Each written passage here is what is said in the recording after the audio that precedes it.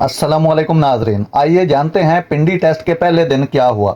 बांग्लादेश ने जो एक अहम टॉस हो सकता है जीत लिया था और साजगार हालात में नई गेंद का बेहतरीन इस्तेमाल करते हुए 3 इब्तदाई विकेटें हासिल की।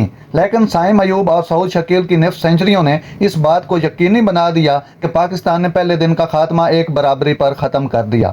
चौथी विकेट की जोड़ी ने दिलकश 98 रन बनाकर पाकिस्तान को 3 विकेटों पर 16 रन से बचा लिया और जब खराब रोशनी ने खेल को बंद किया तो होम साइड 4 विकेटों पर 158 रन पर काफी बेहतर सांस ले रही थी।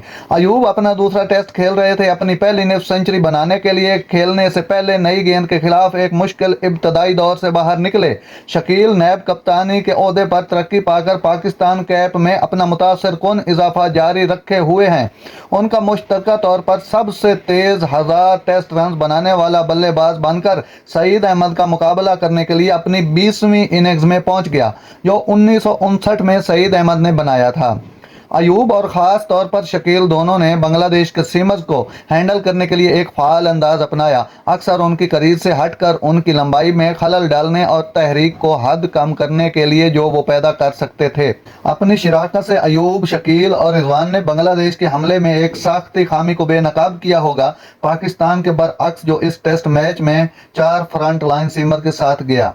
नाज़रीन, ऐसी बर वक्त खबरें सुनने के लिए मेरे चैनल को सब्सक्राइब कर लें। अल्लाह हाफिज़।